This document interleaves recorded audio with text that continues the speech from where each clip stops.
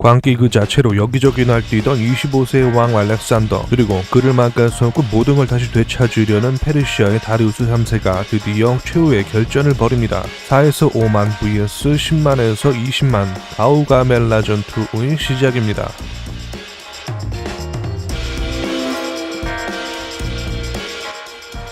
땅도 평평하게 다듬고 미리 진격하는 알렉산더를 기다리면서 지형도 선점하고 진열도 먼저 가다듬은 페르시아 측은 10만 대군을 이렇게 배치했습니다. 중앙에 다리우스와 페르시아 기병 호위대, 이모탈과 궁병, 후방에는 징집병, 좌우 기병대가 포진되어 있고 전차가 선두에 짜르륵 서 있는 느낌입니다. 딱 봐도 느껴지다시피 대군으로 찍어 누르려는 것이 보입니다. 전차와 기병이 일직선으로 싹 뚫으면서 보병들이 따라가는 대충 그런 느낌이죠.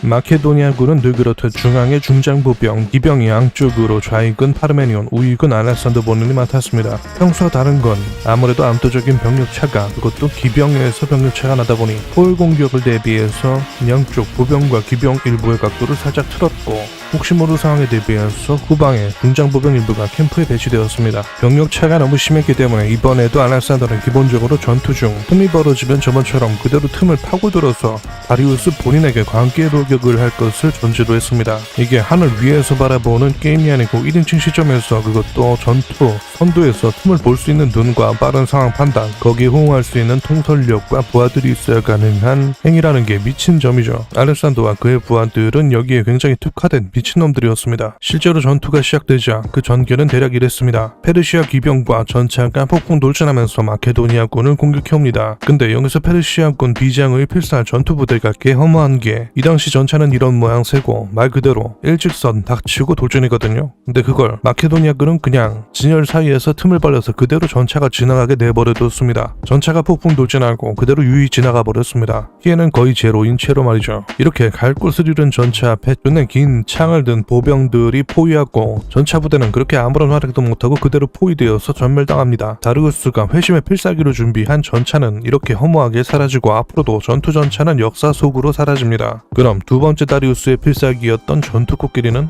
슬프게도 코끼리 부대도 아무런 활약을 하지 못했습니다. 인도라면 가능했겠지만 페르시아 측에서는 이들을 다룰 만한 숙련자가 없었습니다. 즉 15마리의 전투 코끼리는 아무런 활약도 하지 못했습니다. 한편 좌우 양쪽에는 페르시아 기병들과 마케도니아군의 전투를 벌였는데, 전투 중 한순간 알렉산더가 페르시아군의 본진과 틈을 발견하게 됩니다. 이쪽 방면으로는 미친놈 가로치고 좋은 뜻이었던 알렉산더는 일부 부대로 앞에 있는 부대와 고착성대를 만들고 바로 중장보병 일부와 정예 기병 부대를 이끌고 빈틈을 향해 내달립니다. 숫자고 나발이고 닥치고 본진 돌진, 알렉산더 광기에 또 미친 돌격이 시작됩니다. 좌측 파르메니온은 피똥을 싸면서 언제 무너질지도 모르는 싸움을 하고 있을 때 본진으로 돌진한 알렉산더는 가로막는 적들을 뚫고 다리우스만을 바라보고 또 그쪽으로 돌진하기 시작합니다. 다리우스 뒤에는 수많은 징집병들이 있었지만 일선 지휘관들이 기병대를 이끌고 공격에 나간 상태라서 그들은 그냥 멀뚱멀뚱 서서 상황만 보고 있었습니다. 알렉산더는 헤타이루이와 대다수 기병들을 동원해서 다리우스를 향해 그냥 다 뚫어버리면서 돌진했고, 뒤늦게 상황을 파악한 좌익 기병들이 중앙을 향해 달려갔지만 아그리아니아 경보병들이 알렉산더의 후방을 막아서서 차단되었습니다. 자기한테 또 광기에 돌진을 하고 있는 알렉산더가 코앞까지 나타나자 다리우스는 이소스 전투의 그 장면이 떠오르면서 또 깜짝 놀라서 PTSD로 겁에 질려서 달아나기 시작했습니다. 알렉산더의 미친놈 같은 돌진과 왕중왕 다리우스가 겁에 질려서 도망치는 모습을 뒤에서 멍하게 지켜보던 징집병들은 사태를 파악하고 충격과 공포에 휩싸여 여기저기로 달아나기 시작했고, 중앙, 후방이 다 개판이 단 걸 본 페르시아의 좌익 기병들도 퇴각을 시작합니다. 알렉산더는 무조건 다리우스를 잡겠다는 파워한 추격전을 벌였지만 파르메니온 쪽이 괴멸당할 위기에서 보낸 구원 요청을 받고 어디로 갈까 고민하다가 그대로 파르메니온 쪽으로 말머리를 돌려서 좌익을 구원하러 갔습니다. 도망치지 못한 페르시아군 우익은 구원하러 온 알렉산더 기병대와 처절하게 맞붙었지만 항복하게 됩니다. 이로써 가우가멜라 전투에서도 알렉산더가 승리하면서 역사에 남는 빛나는 업적이 되었습니다. 알렉산더는 전설이 되었습니다. 압도적인 병력 차이를 개박살내고 승부를 바꾸는 과감한 공격, 적을 셋으로 쪼개서 고립시켜 각계격하는 등 알렉산더의 천재성이 빛나는 전투이기도 했습니다. 다리우스가 중앙에서 좀 더 전투를 지연시켰다면 상황이 바뀌었을 수도 있는 전투였는데, 즉위 전과 후에도 겁 많은 인물이 아니었음에도 불구하고 유독 알렉산더와 알렉산더와의 상식을 초월한 광기에는 맥을 못 추는 모습을 보여주었습니다. 반면 이번에도 알렉산더는 사망 확률이 가장 높은 최선두에서 드활약했습니다. 헤타이로이 기병대 진영도 쐐기형으로 짜놓고 지가 그 꼭지점에서 적을 향해 돌진할 정도의 미친놈이었습니다. 대활약한 또 다른 인물인 파르메니온은 사실 이번 전투에서 기존과는 차원이 다른 적을 상대했습니다. 페르시아의 명장 마자이오스가 상대였는데